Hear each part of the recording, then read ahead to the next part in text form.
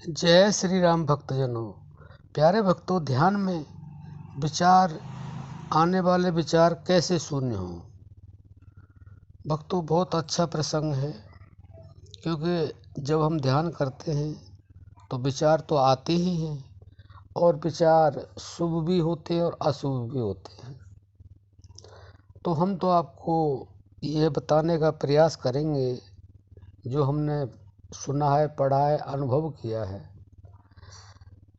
कि बिना विचारों के तो ये मन रह नहीं सकता है। विचार तो इसमें आएंगे ही, लेकिन आप इतना कर सकते हैं कि जो अच्छे विचार हों उनको पकड़ें, और अच्छे विचारों को पकड़ेंगे तो आपके अंदर आध्यात्मिकता बढ़ती चली जाएगी। और अगर आप गलत विचार पकड़ेंगे तो आपके अंदर दुष्टता, मूर्खता आती चली जाएगी। चयन आपका है कि आप कौन से विचार को पकड़ना चाहते हैं, और जिस विचार को पकड़ोगे उतना ही वह गहन होता चला जाएगा। जैसे कि आप कुछ बनना चाहते हैं, बड़ा आदमी बनना चाहते हैं, पैसे वाला बनना चाहते हैं, अच्छे पद को प्राप्त करना चाहते हैं, अच्छी बात है। इसको उस लिमिट तक लीजिए जिस लिमिट तक यह संभव हो सके। अगर संभव नहीं हो सकता है, सपोज करो आप प्रधानमंत्री बनना चाहते हैं, आप एक आम आदमी, आप प्रधानमंत्री नहीं बन सकते, क्योंकि उसके लिए राजनीति में उतरना होगा। पहले छोटे पद पर, फिर बड़े पद पर, फिर मंत्री पद पर, उसके बाद में फिर प्रधानमंत्री का नंबर आता है। तो वो आपके लिए, जब तक आप राजनीति में नहीं उतरेंगे और लगातार प्रयास नहीं करेंगे, तो आपका सोचना, आपका विचार लेना बिल्कुल गलत है। तो यह आप समझ गए होंगे कि विचार हम किस तरह से करते हैं और किस तरह से चयन करते हैं। तो आप अच्छे ही विचारों का चयन करें जो पॉजिटिव हों। नेगेटिव विचारों को बिल्कुल इग्नोर कर दें, समझ लें ये है ही नहीं।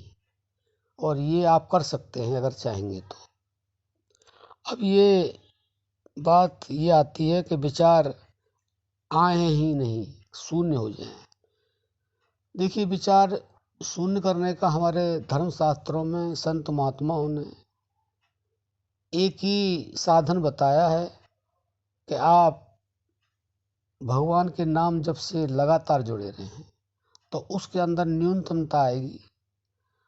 और एक समय ऐसा आएगा जब आप अभ्यास में बहुत ही आगे बढ़ जाएंगे, तो आपके विचार अपने आप शून्य होने लग जाएंगे, आपके विचार आने कम होने लग जाएंगे। और एक समय ऐसा भी आएगा कि आपके अंदर कोई विचार आएगा ही नहीं, आप केवल नाम से जुड़ जाएंगे।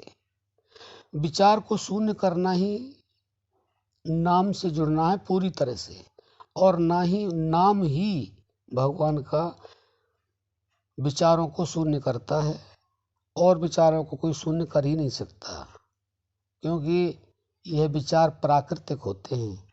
ये राजा के अंदर भी चलते हैं और फकीर के अंदर भी चलते हैं, कमज़ोर के अंदर भी चलते हैं, बलवान के अंदर भी चलते हैं, और जो सुंदर असुंदर होते हैं, और किसी भी क्षेत्र का हो, पढ़ा हुआ हो, अनपढ़ हो, हर एक के अंदर विचार चलते हैं। लेकिन विचारों को शून्य करना ही ध्यान की वह अवस्था है जो समाधि को घटित करती है।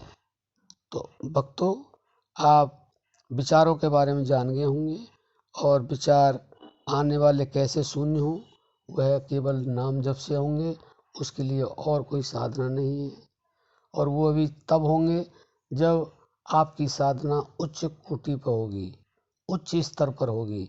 जब आप लगातार निरंतरता से लगे ही रहेंगे, नाम के साथ लगे ही रहेंगे, नाम जप करते रहेंगे, तो एक समय ऐसा आएगा, धीरे जितना आप नाम जप बढ़ाएंगे उतना ही आपके विचार कम होंगे, और जितना आप बढ़ाएंगे उतना ही आपका विचार शून्य होता चला जाएगा। जैसे जैसे बढ़ता चला जाएगा विचार शून्य होता चला जाएगा। और विचार जब आपका नाम जब परिपक्व हो जाएगा तो विचार खत्म हो जाएगा, और विचार खत्म होते ही आप ध्यानस्थ हो जाएंगे और आपको वह अनुभव होगा कि परमात्मा क्या है, यह सृष्टि क्या है, यह ब्रह्मांड क्या है, मैं क्या हूँ। आपको सारा कुछ अनुभव होगा, वह इससे ज़्यादा वाणी से बताया नहीं जा सकता है। तो भक्तों, आशा करते हैं आप समझ गए होंगे। अर्जी हमारी है, मर्जी आपकी है। अब हम अपनी वाणी को विश्राम देते हैं। जय श्री राम।